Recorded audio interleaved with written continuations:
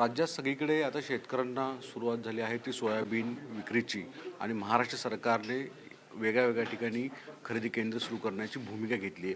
पण हे नेमकी खरेदी केंद्र कुठे सुरू होणार आहेत, त्याची साधारणतः व्याप्ती किती असणार आहे, या संदर्भात आपल्याबरोबर बोलायला कृषी मंत्री धनंजय मुंडे आहेत.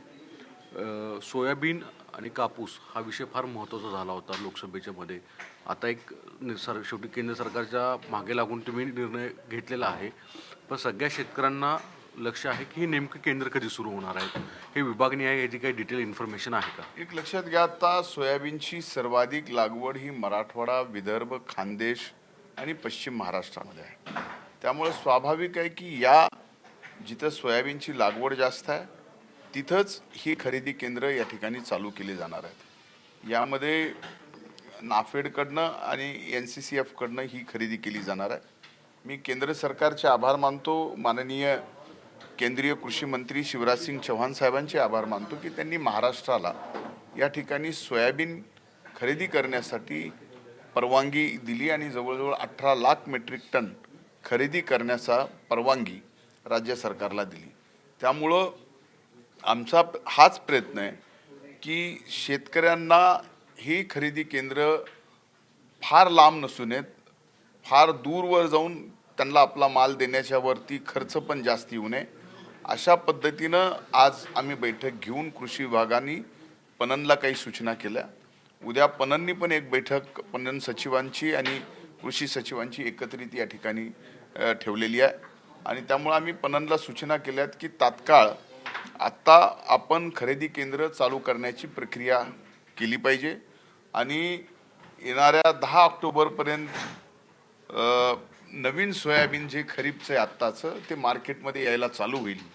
आणि त्यावेळी जर MSP पेक्षा कमी भाव असेल तर मात्र तात्काळ आपण हे खरेदी केंद्र चालू केले पाहिजे. त्यावेळेस एक दिवसाचाही विलंब न लागता शेतकऱ्याला MSPच्या प्रमाणे या खरेदी केंद्रावरती सोयाबीन घालता यावं. साधारणतः प्रत्येक तालुकानिहाय किती असू शकतील केंद्र? टेंटेटिव्ह एक लक्षात घ्या की तालुका निहाय केंद्र आम्ही किती असावीत याच्यापेक्षा आम्ही खरेदी केंद्र देत असताना खरेदी केंद्रावरती फार कमी अंतरात शेतकऱ्यांना पोचता यावं अशा पद्धतीनं खरेदी केंद्र देण्याचा निर्णय हा आम्ही पणनला घेण्यास सांगितलेला आहे.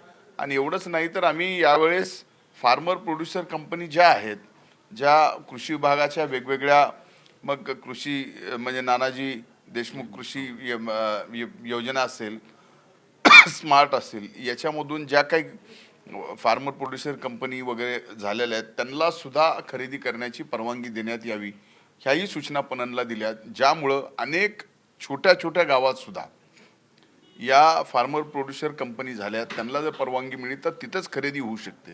बऱ्याच ठिकाणी या फार्मर प्रोड्युसर कंपनीचे स्वतःचे गोडाऊन सुद्धा आहेत. तर त्यामुळं सोयीस्कर खरेदी होईल आणि अंतरही कमी पडेल आणि शेतकऱ्याला याचा जास्त फायदा होईल. MSP पेक्षा जास्त दर असावा असा अपेक्षित भूमिका आहे. तशा स्वरूपाचं नियमाचं पालन होईल का? कारण की मुळात याच्याही खूप अनेक तक्रारी येतात. एक लक्षात घ्या, MSPच्या खाली जर दर गेले तर त्या ठिकाणी सरकारने इंटरव्हेन करून त्या दराच्या प्रमाणे खरेदी करावी, हा खऱ्या अर्थानं कायदा आहे. MSP पेक्षा जास्त भाव मिळावा ही स्वाभाविक शेतकऱ्याची, आणि मी सुद्धा एक शेतकरी आहे, शेतकऱ्याचा मंत्री या नात्यानं माझी अपेक्षा असते की MSP पेक्षा अधिक भाव शेतकऱ्यांना मिळावा. आमचा हाच प्रयत्न आहे. पण यावेळेसचा एकूण बंपर क्रॉप पाहता असं वाटतं की MSP पेक्षा दर खाली येतील. जर खाली आले तर खरेदी केंद्र इथं लगेचच तयार आहेत चालू करून, की यावेळेस शेतकऱ्याचं नुकसान बिलकुल होऊ द्यायचं नाही, ही भूमिका आम्ही कृषी विभागाने या ठिकाणी घेतलेली आहे. यावेळेस मराठवाड्यामध्ये सुद्धा प्रचंड पाऊस झालेला आहे, अनेक ठिकाणी नुकसान मोठ्या प्रमाणात झालेलं आहे. त्या संदर्भात मग काय होऊ शकेल अपेक्षित आहे? नाही, एक लक्षात घ्या की जिथे अतिवृष्टी झाली आहे आणि अतिवृष्टी म्हणजे 65 mm पुढे या ठिकाणी पाऊस पडलेला आहे, त्या ठिकाणी ज्या पिकांचं नुकसान झालं आहे त्यांना तर सरसकट मदत या ठिकाणी NDRF SDRFच्या नॉर्म्सप्रमाणे द्यावी लागेल. एवढंच नाही तर त्या भागामध्ये ₹1 पीक विम्याचा लाभ ज्या शेतकऱ्यांनी घेतला आहे आणि या अतिवृष्टीच्या मुळे त्यांचं पिकांचं नुकसान झालं, त्यांना 25% अग्रिमसुद्धा मिळेल. ह्या 3 गोष्टी झाल्या. त्याचबरोबर आत्ता त्यांच्या हाताला जे पीक लागेल ते पीक लागलं, त्याला भाव जर कमी आला तर MSP प्रमाणे या ठिकाणी आम्ही खरेदी केंद्रावर त्यांची खरेदी पण करतोय. म्हणजे एवढंच नाही, दुसरीकडे आम्ही 12,000 रुपये वर्षाला आता शेतकऱ्यांना दोन्ही म्हणजे केंद्राचे PM किसान सन्मान योजना आणि राज्याची नमो शेतकरी सन्मान योजना, ह्या 2 योजनेमधून आम्ही 12,000 वर्षाला देतोय.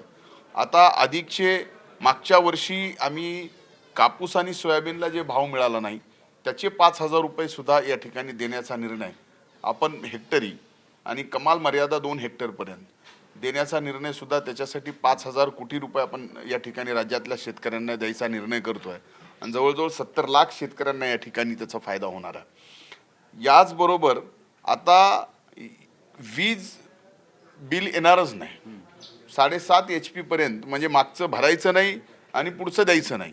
ही एक योजना आहे ज्या योजनेतनं शेतकऱ्याला फार मोठा फायदा होणार आहे. असं जर पाहिलं तर अशा अतिवृष्टीमध्ये नुकसान झालेल्या शेतकऱ्यांना वेगवेगळ्या माध्यमातून NDRF, SDRF आणि क्रॉप इन्शुरन्समधून मदत तर होईलच, दुसरी 12,000 रुपये ही मदत PM किसान नमो सन्मानमधून मिळणार आहेच. आणि त्याचबरोबर वीज बिलाच्या संदर्भामध्ये माफी हा एक क्रांतिकारी निर्णय या सरकारमध्ये आता झालेला आहे, ज्याच्यामुळं शेतकऱ्याची आर्थिक उन्नती होण्यासाठी नक्कीच मदत होईल. भावांतर योजनेसाठी वाटपासाठी स्वतः पंतप्रधान येत आहेत, त्याचवेळी इतर महाराष्ट्राच्या कृषी योजना घोषणा केल्या जातील का? नाही, मला आत्ता ते सांगता येणार नाही. याबाबत मी 1-2 दिवसामध्ये सविस्तर प्रेस कॉन्फरन्स घेऊन त्या ठिकाणी 26 तारीखच नेमकी आहे का आणखीन निश्चित यायचं आहे, पण आत्ता टेंटेटिव्ह 26 तारीख कळाली आहे, ती वाशिमची तारीख आहे. त्याच्यात काही बदल होतोय का आणि आणखीन हे कापूस सोयाबीनच्या पैशा व्यतिरिक्त आणखीन काय काय कृषी विभागाचं करायचं याबाबतचा विषय मी काही दिवसात आपल्याला सांगेन. केंद्र सरकारने सुद्धा जवळपास 32,000 कोटी रुपयाची तजवीज काल कॅबिनेटमध्ये केली की जी किमान आधारभूत दर असावेत आणि अधिक दर देण्यात यावे यासाठी राज्य सरकारला त्याचं बेनिफिट कशा स्वरूपात घेऊ शकतं? आता हे बेनिफिट जे आहे, आता MSP द्वारे जी काही परवानगी 18 लाख मेट्रिक टन खरेदी करायला सोयाबीनची या ठिकाणी मिळाली आहे, ते बेनिफिट आहे, ते राज्य सरकारला त्यातून मिळणारच आहे. उद्या जर कापसाचं असं झालं तर त्याची खरेदी करण्याच्या बाबतीमध्ये सुद्धा ज्यावेळेस CCIला निर्णय करेल त्याचा फायदा या ठिकाणी ते जे 32,000 कोटी रुपये केंद्र सरकारने कॅबिनेटमध्ये ठेवलेले आहेत त्याचा फायदा हा महाराष्ट्रातल्या शेतकऱ्यांना सुद्धा होणारच आहे. कांद्याच्या बाबत सुद्धा शेवटी सरकारने निर्णय घेतला, त्याचा बेनिफिट होताना दिसेल का? आणि मुळात जो रोष होता विशेषतः नाशिक आणि सोलापूर, अहमदनगर, पुण्याच्या काही ग्रामीण पट्ट्यांमध्ये, तिथला रोष कमी होईल असं दिसतं. आज बघा, कांद्याच्या बाबत जो निर्णय घेतला केंद्र सरकारनं, केंद्र सरकारचे मी आभार मानतो, अभिनंदन करतो. म्हणूनच आज कांदा 45 रुपयापेक्षा जास्त या ठिकाणी गेलेला आहे. याचाच अर्थ मागच्या 3-4 वर्षात ज्या कांद्याला भाव शेतकऱ्याला मिळत नव्हता, शेतकऱ्याचं फार मोठं नुकसान या ठिकाणी झालं. यावर्षी फायदा होतोय. यावर्षी सोयाबीन खरेदी केंद्र सरकार, राज्य सरकार करत आहे, त्यावेळेस सोयाबीन उत्पादक शेतकऱ्यांचा फायदा होणार आहे. कापसाला असं वाटतंय की भाव चांगला मिळेल, पण MSPच्या खाली जर आलं तर त्याचे खरेदी केंद्र सुद्धा या ठिकाणी सरकारला चालू करावं लागतील, त्याचे भाव MSP प्रमाणे खरेदी करावं लागेल, त्याचा सुद्धा फायदा सरकार म्हणजे शेतकऱ्याला होणार आहे. तर ह्या सर्व गोष्टी विचार केला तर एकूणच या सर्व भूमिका की जसं आपण एक योजना लाडकी मुख्यमंत्री माझी लाडकी बहीण आणलेली आहे, तसा माझा लाडका शेतकरी सुद्धा या ठिकाणी आहे.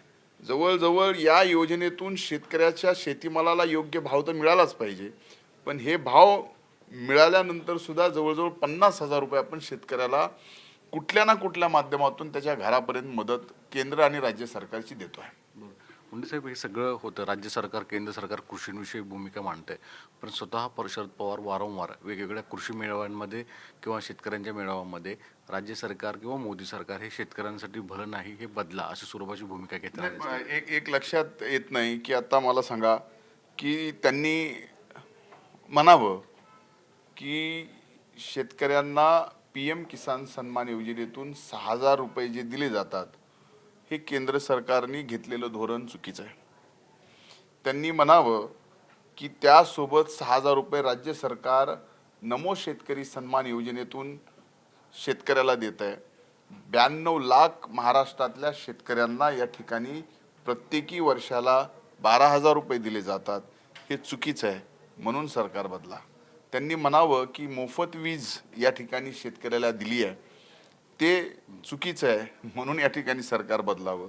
त्यांनी हे म्हणावं की आता MSP जर भाव खाली आले MSP पेक्षा, तर खरेदी करायलाची परवानगी केंद्राने राज्याला दिलेली आहे, म्हणून केंद्र सरकार या ठिकाणी चुकीचं शेतकऱ्याच्या विरोधात धोरण करत आहे. तर हे तर शेतकऱ्याच्या बाजूने धोरण आहे. म्हणजे नेमकं लक्षात तर यावं लागेल की शेतकऱ्याच्या बाजूने एवढे चांगले निर्णय जे आजपर्यंत या देशाच्या इतिहासात ते 10 वर्ष मंत्री असताना सुद्धा जे निर्णय त्यांनी घेतले त्याच्यापेक्षाही चांगले निर्णय या ठिकाणी आता केंद्र आणि राज्य सरकारने शेतकऱ्यांसाठी घेतलेले आहेत. धन्यवाद. मुंडे साहेब होते की त्यांनी स्वतःची एक कृषी मंत्री भूमिका मांडलेली आहे. मला जायचं प्रतीक जाधवसह सागर कुलकर्णी, NDTV मराठी, मुंबई.